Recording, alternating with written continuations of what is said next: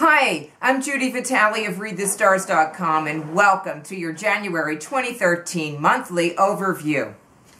So we're going to have the shift from the Sun in Capricorn to Aquarius. That takes place on January the 19th. And we have the new moon in Capricorn, 21 degrees of Capricorn on January 11th. Those of you born around that time, also if you're born either in April, July, or October, around the 10th, 11th, or 12th, or even the 13th, you may find that this is a very great opportunity for you to do something that gives you a new start on your life. The full moon will take place on January 27th in Leo. So those of you expecting results to come in can look for them at that time, especially if you are a Leo or an Aquarius or a Taurus or a Scorpio. Mercury moves from Capricorn to Aquarius, Venus moves from Sagittarius to Capricorn, and Mars will be in Aquarius for the entire month. What we're experiencing here is a better, like a cooler, less intense, and less even like judgmental kind of way of thinking and being with people.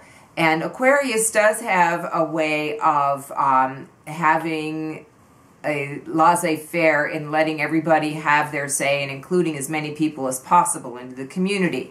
So taking that on a personal level, it's advisable to go out and find communities for you to be in.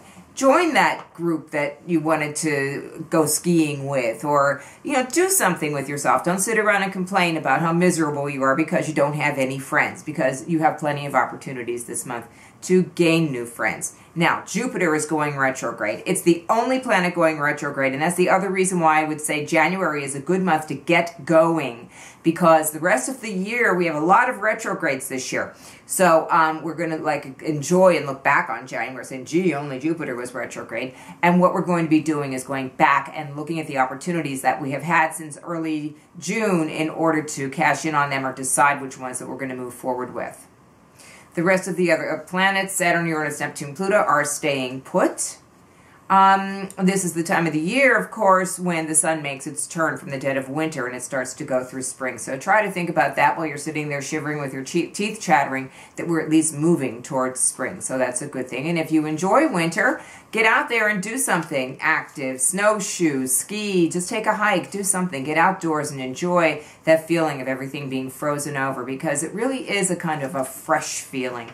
It's that sensation that there's nothing that's rotten around, because everything that has rotten has died and gone away, and the new life is bubbling underneath it all. Just think about that.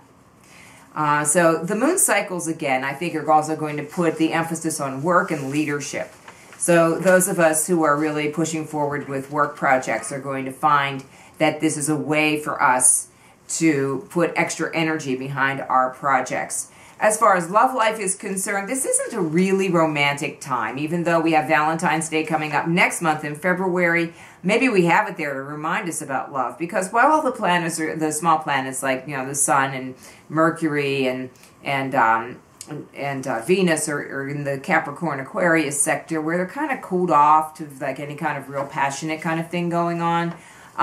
It's a time when we need to remind ourselves about how important relationships are. And if we're not in one and we want to be in one, maybe this is a good time to try to have a nice rational head about getting into one, and then you avoid the problems of falling in love just for the sake of it, and all those things that we wind up in therapy for.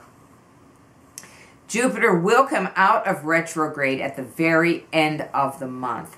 So, do all you can to look at the opportunities that you have, and then push them forward on January 30th when Jupiter comes out of its retrograde. So that's the overview for the month. I do hope that you'll continue to look at readthestars.com for your weekly and daily horoscope needs as well. There's even a yearly overview that I've just completed. And if you would like to have a private video reading with me, a 5 to 7 minute private video reading, me and your chart, okay? Just go onto my site, click on private video readings, fill out the form, send it to me. I'll send you an invoice for $19.95, and you get my advice on your questions. So that's it for now, folks. If you want to reach me otherwise, you can do that also by emailing me, Judy, Judi, at readthestars.com. Thanks a lot and happy January.